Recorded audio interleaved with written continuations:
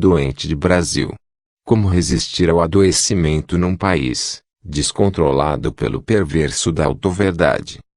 Eliane Brum, 2 de agosto de 2019. Jair Bolsonaro é um perverso. Não um louco. Nomeação injusta e preconceituosa, com os efetivamente loucos, grande parte deles incapaz de produzir mal a um outro. O presidente do Brasil é perverso, um tipo de gente que só mantém os dentes, temporariamente, pelo menos, longe de quem é do seu sangue ou de quem abana o rabo para suas ideias. Enquanto estiver abanando o rabo, se parar, será também mastigado. Um tipo de gente sem limites, que não se preocupa em colocar outras pessoas em risco de morte, mesmo que sejam funcionários públicos a serviço do Estado, como os fiscais do IBAMA, nem se importa em mentir descaradamente sobre os números produzidos pelas próprias instituições governamentais desde que isso lhe convenha, como tem feito com as estatísticas alarmantes do desmatamento da Amazônia. O Brasil está nas mãos deste perverso, que reúne ao seu redor outros perversos e alguns oportunistas. Submetidos a um cotidiano dominado pela autoverdade, fenômeno que converte a verdade numa escolha pessoal, e portanto destrói a possibilidade da verdade, os brasileiros têm adoecido. Adoecimento mental, que resulta também em queda de imunidade e sintomas físicos, já que o corpo é um só. É desta ordem os relatos que tenho recolhido nos últimos meses junto a psicanalistas e psiquiatras, e também a médicos da Clínica Geral, Medicina Interna e Cardiologia, onde as pessoas desembarcam queixando-se de taquicardia, tontura e falta de ar. Um destes médicos, cardiologista, confessou-se exausto, porque mais da metade da sua clínica, atualmente, corresponde a queixas sem relação com problemas do coração, o órgão, e, sim, com ansiedade extrema ou depressão. Está trabalhando mais, em consultas mais longas, e inseguros sobre como lidar com algo para o qual não se sente preparado.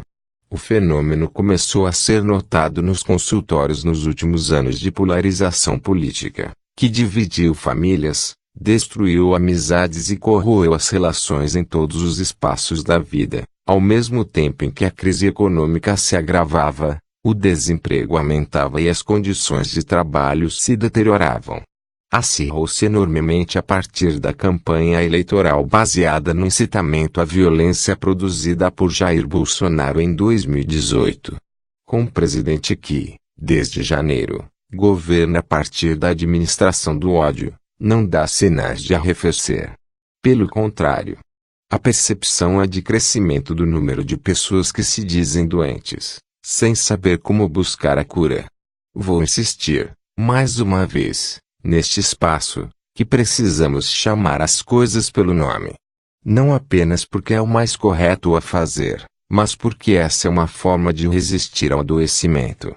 Não é do jogo democrático ter um homem como Jair Bolsonaro na presidência. Tanto como não havia anormalidade alguma em ter Adolf Hitler no comando da Alemanha. Não dá para tratar o que vivemos como algo que pode ser apenas gerido, porque não há como gerir a perversão. Ou o que mais precisa ser feito ou dito por Bolsonaro para perceber que não há gestão possível de um perverso no poder. Bolsonaro não é autêntico. Bolsonaro é um mentiroso. Podemos, e devemos, discutir como chegamos a ter um presidente que usa, como estratégia, a guerra contra todos que não são ele mesmo e o seu clã. Como chegamos a ter um presidente que mente sistematicamente sobre tudo.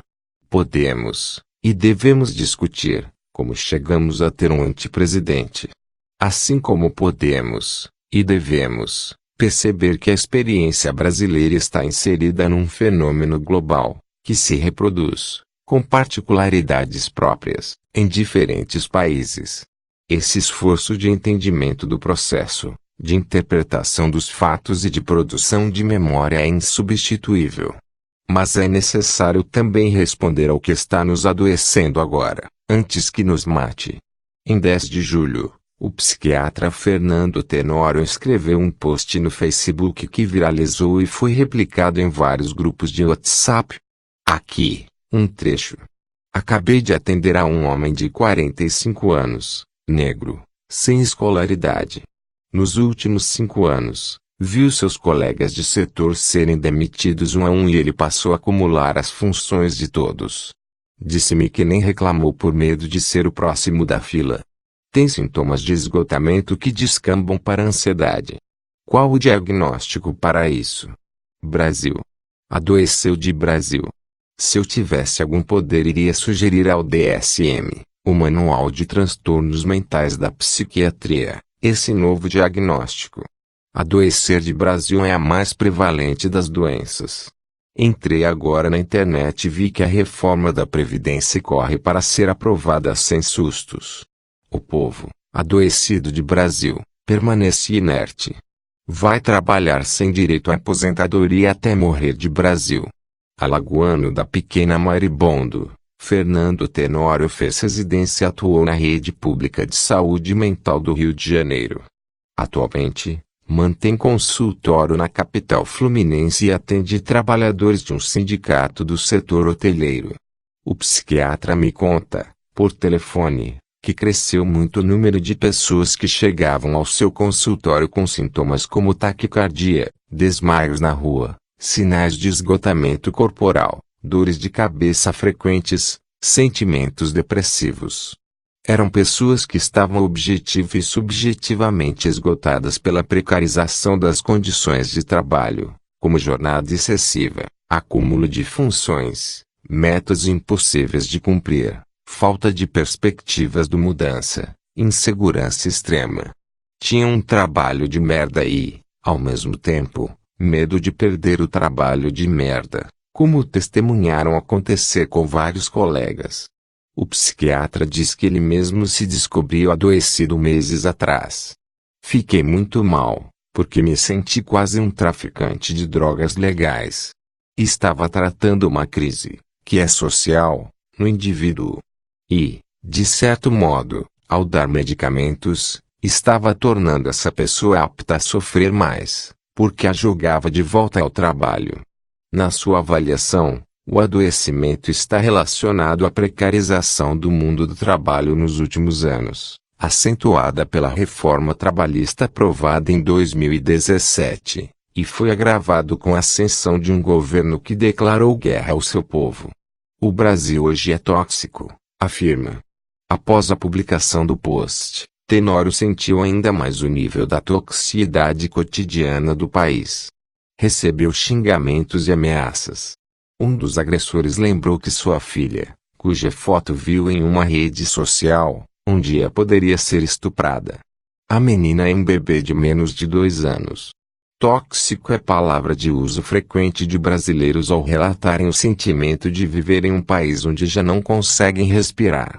Na constatação de que o governo Bolsonaro já aprovou 290 agrotóxicos em apenas 7 meses, o envenenamento ganha uma outra camada.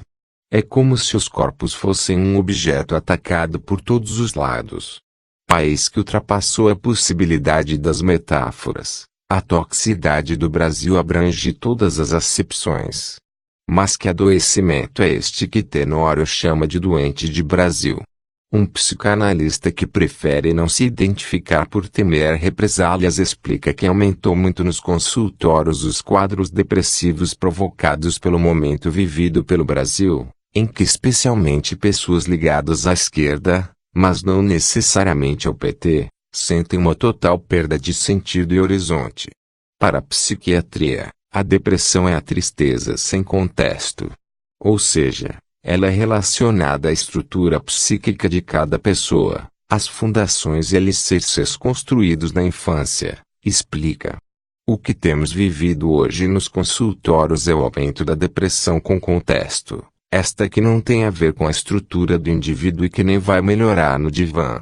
Esta em que o uso de medicamentos só vai servir para obscurecer o esclarecimento das questões. Esta que só pode ser sanada por mudanças sociais. O rompimento dos laços, como a divisão das famílias provocada pela polarização política, tornou as pessoas ainda mais sujeitas ao adoecimento mental e com menos ferramentas para lidar com ele. Como disse um filósofo, ninguém deixa de dormir porque está tendo uma guerra no outro lado do mundo, com exceção daqueles que vivem a guerra. Com isso, ele queria dizer que as pessoas perdiam o sono muito mais por pequenas dores e preocupações comezinhas com as quais se identificavam, como as relacionadas à família e ao mundo dos afetos, do que por enormes barbáries que ocorriam num outro lado do mundo. O que os brasileiros testemunharam foi uma inversão. A política, que sempre foi algo do campo público, invadiu o campo privado, passando a ser um fator íntimo, um fator primeiro de identificação. Dias atrás uma amiga presenciou uma conversa em que duas garotas decidiam quais os critérios para dividir apartamento com uma outra. Não suportaria dividir com uma petista, disse uma delas. Essa conversa, exceto no caso de militantes mais radicais, dificilmente aconteceria anos atrás. Ninguém costumava perguntar qual era a orientação política antes de dividir a casa com alguém. A eleição, que costumava ser um acontecimento pontual, da esfera pública, tornou-se algo crucial na esfera privada. Do mesmo modo, o inverso também aconteceu. Questões íntimas, como a orientação sexual de cada um, como o que acontece na cama de cada um, passaram a ser discutidas publicamente. Esse fenômeno atingiu fortemente laços que cada um considerava incondicionais, como os familiares, laços com os quais se contava para enfrentar a dureza da vida. E acentuou ainda mais os quadros depressivos e persecutórios, aumentando a ansiedade e angústia, corroendo a saúde. Uma psicanalista de São Paulo, que também prefere não se identificar, acredita que o adoecimento do Brasil de 2019 expressa a radicalização da impotência. As pessoas, hoje, não sabem como reagir à quebra do pacto civilizatório representada pela eleição de uma figura violenta como Bolsonaro, que não só prega a violência como violenta a população todos os dias, seja por atos, seja por aliar-se a grupos criminosos, como faz com desmatadores e grileiros na Amazônia, seja por mentir compulsivamente. Não sabem, também, como parar essa força que as atropela e esmaga.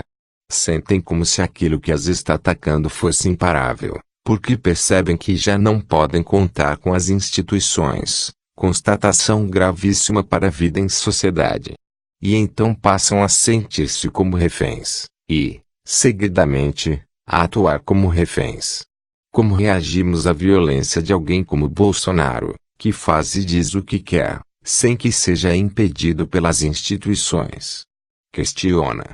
Toda a nossa experiência dá conta de que a vida em sociedade é regulada por instâncias que vão determinar o que pode e o que não pode, que tem o poder de impedir a quebra do pacto civilizatório, este pacto que permite que a gente possa conviver. Nesta experiência de que há um regulador, se uma pessoa é racista, ela vai ser processada, e não virar presidente do país. O que vivemos agora, com Bolsonaro, é a quebra de qualquer regulação. E isso tem um enorme impacto sobre a vida subjetiva. Ninguém sabe como reagir a isso, como viver numa realidade em que o presidente pode mentir e pode até mesmo inventar uma realidade que não corresponde aos fatos.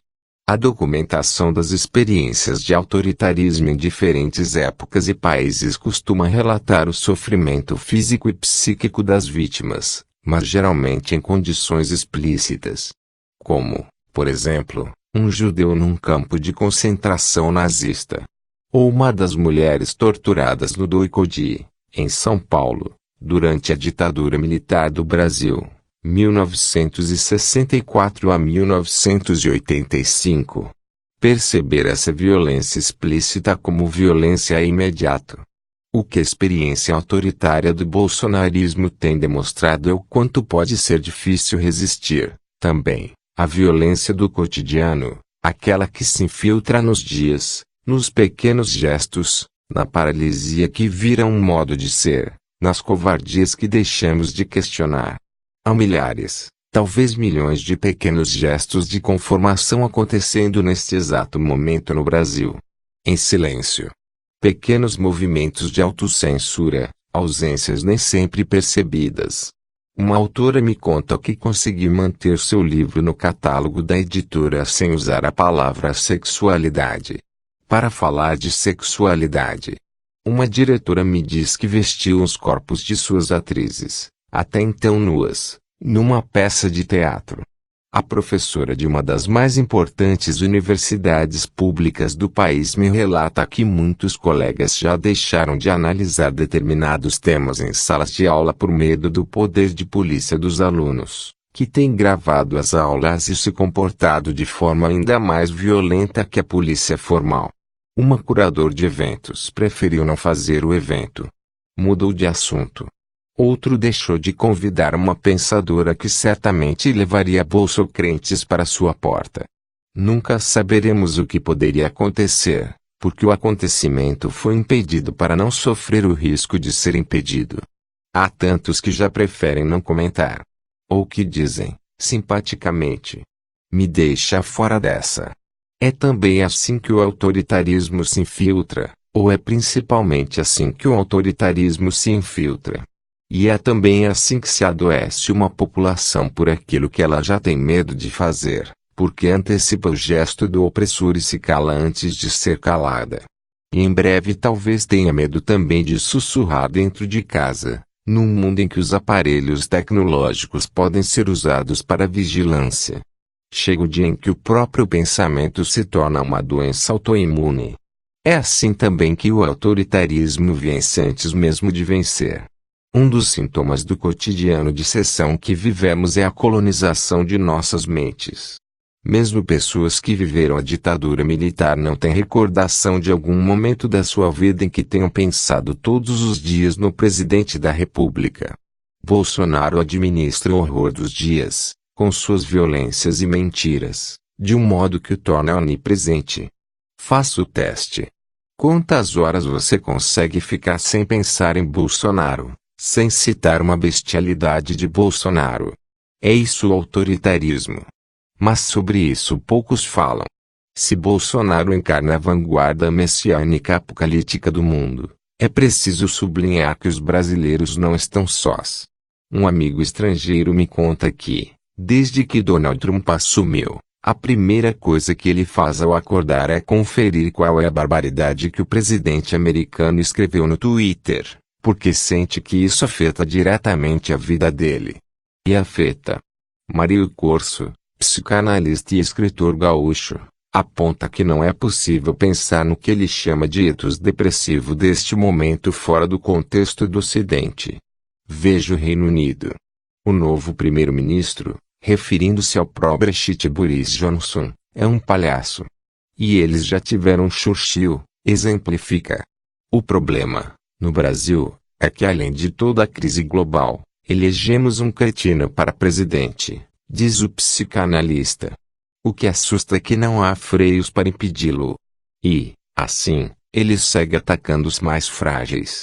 Como Bolsonaro é covarde, ele não engrossa com os maiores que ele. Boris Johnson não chega a ser um Donald Trump. E nem Donald Trump chega a ser um Jair Bolsonaro. Mas a diferença maior está na qualidade da democracia. Tanto nos Estados Unidos quanto no Reino Unido, as instituições têm conseguido exercer o seu papel. No Brasil, não chega a ser perda total, ou não bastou, ainda, uma cabo e um soldado para fechar o STF, como sugeriu o futuro possível embaixador do país nos Estados Unidos, Eduardo Bolsonaro, o garoto 03. Mas a precariedade, e com frequência a omissão, das instituições, quando não conivência, são evidentes. Enquanto Bolsonaro não consegue uma ditadura total, porque isso ele quer, mas ainda não conseguiu, ele antecipa a ditadura pelas palavras, discurso. Bolsonaro usa aquilo que você definiu como autoverdade para antecipar a ditadura. Os fatos não importam, o que eu digo é o que é. Para Rinaldo Voltolini, professor de psicanálise da Universidade de São Paulo, A autoverdade é a amputação da palavra no sentido pleno. Este é um grande disparador do sofrimento das pessoas, ao constatarem que estão fora no nível mais importante. Não é que você está fora porque não tem uma casa ou um carro. Hoje você está fora das possibilidades de leitura do mundo. O que você diz não tem valor, não tem sentido, não tem significado. É como se, de repente, você já não tivesse lugar na gramática, diz o psicanalista. O que é a guerra? A guerra acontece quando a palavra, como mediadora, se extinguiu. Isso acontece entre duas pessoas, entre países. Sem a mediação da palavra, se passa diretamente ao ato violento. A autoverdade, como escrevi neste espaço, determinou a eleição de Bolsonaro. E seguiu moldando sua forma de governar pela guerra, o que implica a destruição da palavra. Assim, desde o início do governo, Bolsonaro tem chamado os órgãos oficiais de mentirosos sempre que não gosta do resultado das pesquisas. Como quando o Instituto Brasileiro de Geografia e Estatística mostrou que o número de desempregados tinha aumentado no seu governo. Nos últimos dias, porém, o antipresidente levou à perversão da verdade, esta que torna a verdade uma escolha pessoal, a radicalidade. Decidiu que a jornalista Miriam Leitão não foi torturada, e ela foi. Insinuou que o pai do presidente da Ordem dos Advogados do Brasil teria sido executado pela esquerda, quando ele desapareceu por obra de agentes do Estado na ditadura militar. Decidiu que ninguém mais passa fome no Brasil, o que é desmentido não só pelas estatísticas como pela experiência cotidiana dos brasileiros. Decidiu que os dados que apontaram a explosão do desmatamento na Amazônia, produzidos pelo conceituado Instituto Nacional de Pesquisas Espaciais, eram mentirosos. Isso porque apenas no mês de julho de 2019 foi destruída uma área de floresta maior do que a cidade de São Paulo, e o índice de desmatamento foi 3 vezes maior do que em julho do ano passado. E Bolsonaro decidiu ainda que só os veganos que comem vegetais se importam com o meio ambiente. Bolsonaro controla o cotidiano porque fora de controle. Bolsonaro domina o noticiário porque criou um discurso que não precisa estar ancorado nos fatos. A verdade, para Bolsonaro, é a que ele quer que seja.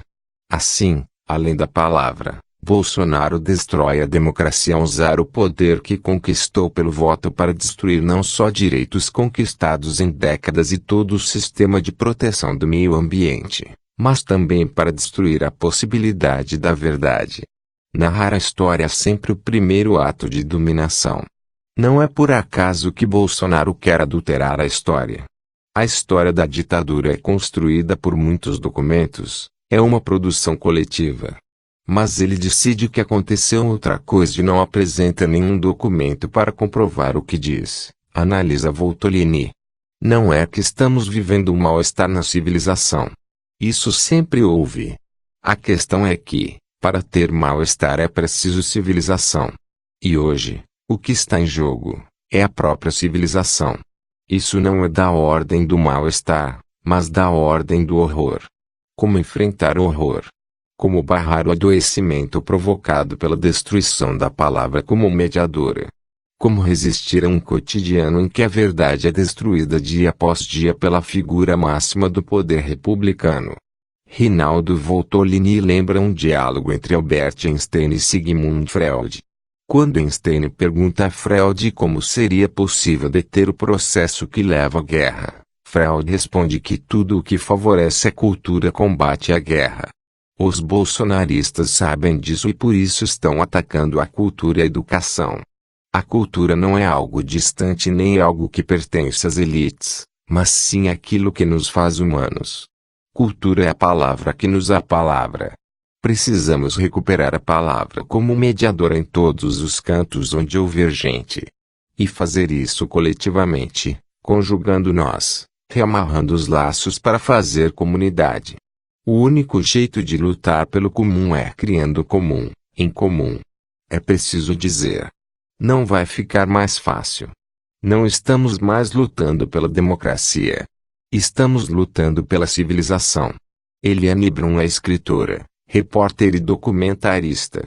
Autora dos livros de não-ficção Coluna Prestes, O Avesso da Lenda, A Vida que Ninguém Vê, O Olho da Rua, A Menina Quebrada, Meus Desacontecimentos, e do romance Uma Duas. Site: desacontecimentos.com